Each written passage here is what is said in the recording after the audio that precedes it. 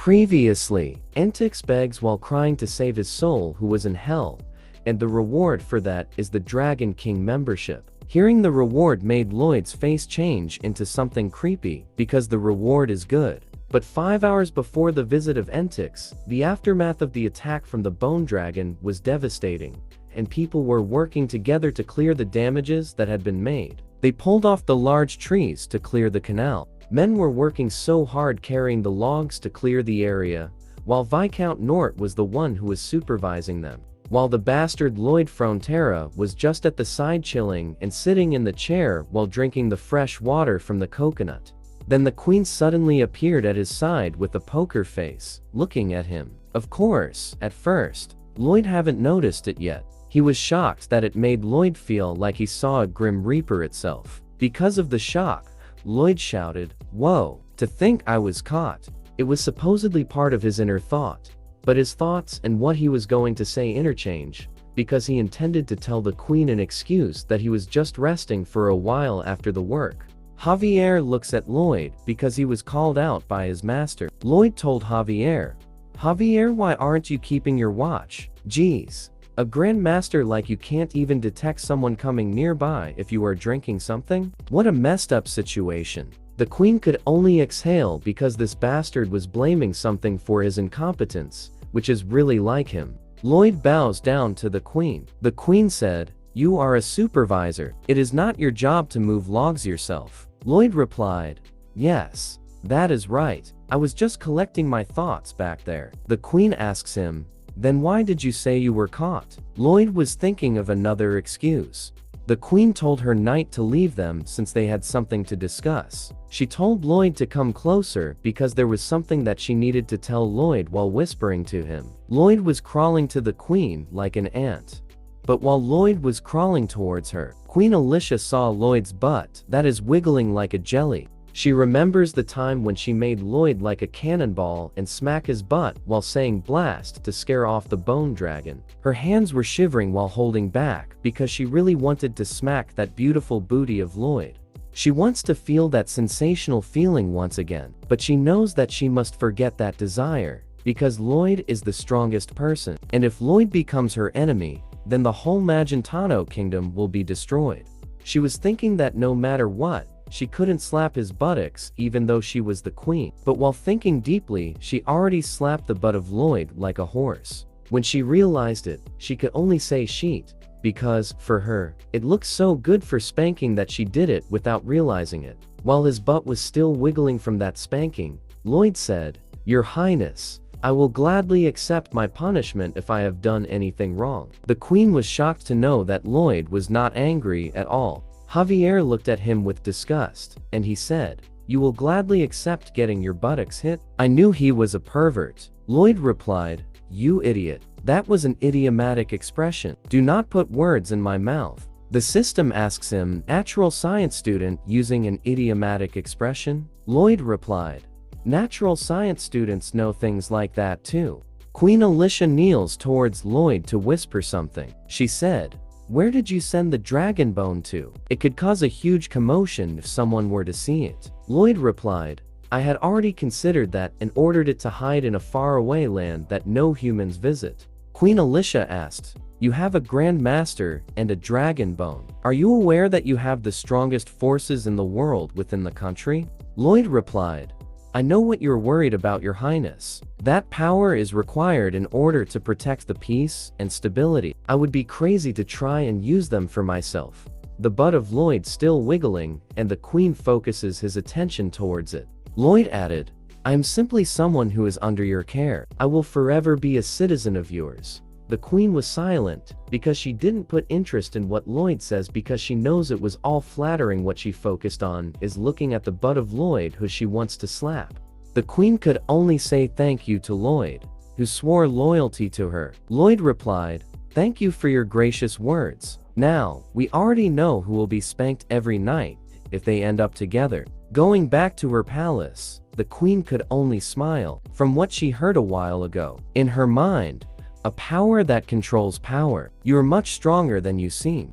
Then the queen felt a sudden pain that made her kneel. The guard was alarmed when the queen suddenly felt intense pain. It was the poison that she got in Targa's castle, and even though she was a swordmaster, she wasn't able to detoxify it. Then the notification pops up, and the number of life that Lloyd saved decreases from 31 million to 18 million in an instant. Lloyd started to question himself as to what was happening, and why is it suddenly dropping. In his mind, the lives that I saved are dying? More than 10 million people are going to die. Well, the dragon is also a character that didn't appear in the novel at all. This means that unexpected dangers are going to continue occurring. That night, the queen was in pain. There is someone who is whispering to her that Lloyd is a dangerous person and he needs to be killed immediately, because, in the end, he will go after the life of the queen. But the queen resisted that voice inside her head, because she knew that Lloyd was not that kind of a person. But the poison was so intense that it controlled the mind of the queen, and she was not able to resist it. She grabs the sword and walks like a crazy wife who is going to cut that thing of his husband, Lloyd Frontera, because of cheating. But setting aside the jokes, she holds the sword with the grudge on her face, walking towards the room where Lloyd stays in.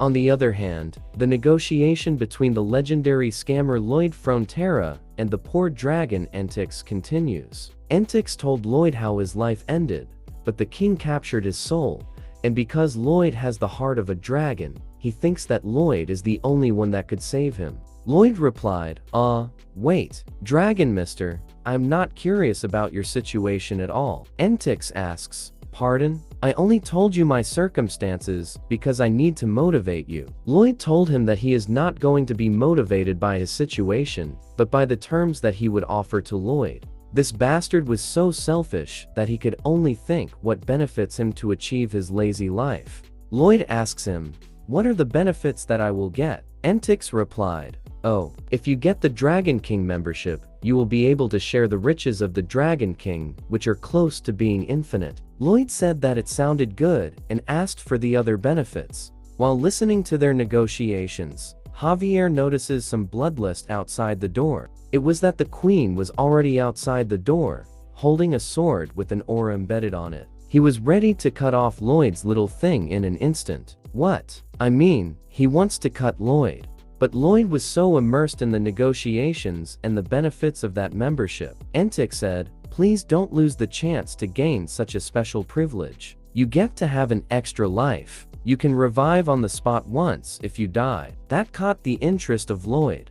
Lloyd said, oh, nice, nice. That is exactly what I need right now, but how do I know that what you said is true? Entix told Lloyd that he is a dragon, and dragons don't lie. Hearing that, Lloyd told him to forget everything and go look for somewhere else to ask for help. Entix asks, hold on, what do I need to do for you to trust me? This bastard wants assurance first, and don't want to be scammed by anyone.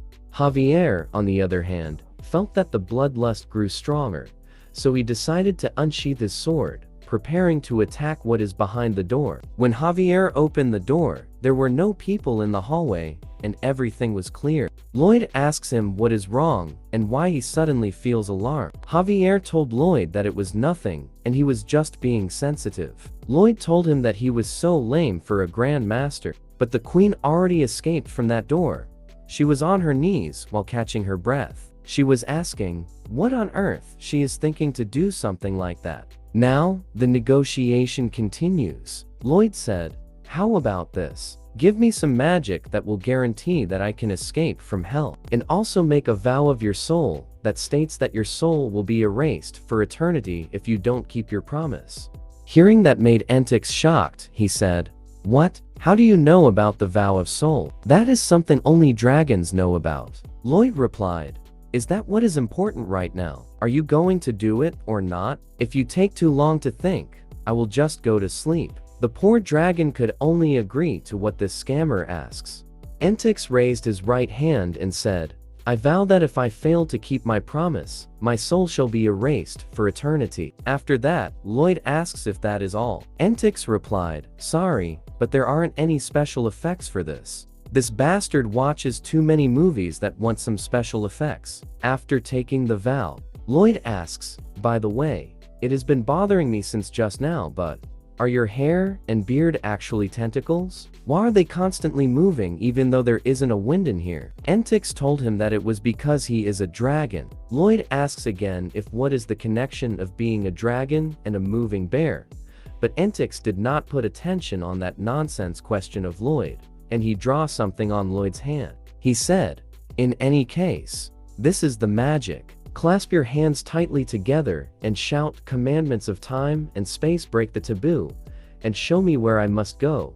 If you do that, a gate will open for you to escape back in this world." Lloyd told him that his sentence didn't sound too powerful. Entix added, "When you shout the incantation, think of someone who knows you. A gate will open in the vicinity of that person." Then Lloyd picked up his legendary weapon, his shovel, and said, "Great, okay. Then shall we get to hell to get me that extra life? Javier, let's go."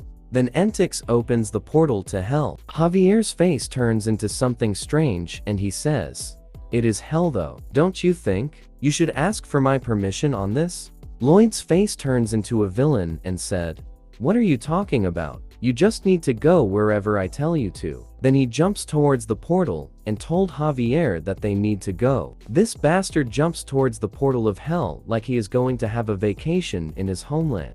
Javier could only be silent while looking at his selfish young master, who jumps to the portal to hell. He thinks that he is being underpaid from his job. Who the hell would jump to hell on its own? As soon as both Lloyd and Javier jump into the portal, an urgent message appeared on their phones. At that moment, all of the hell's alarms began to alert every demon. A human that dared to infiltrate hell.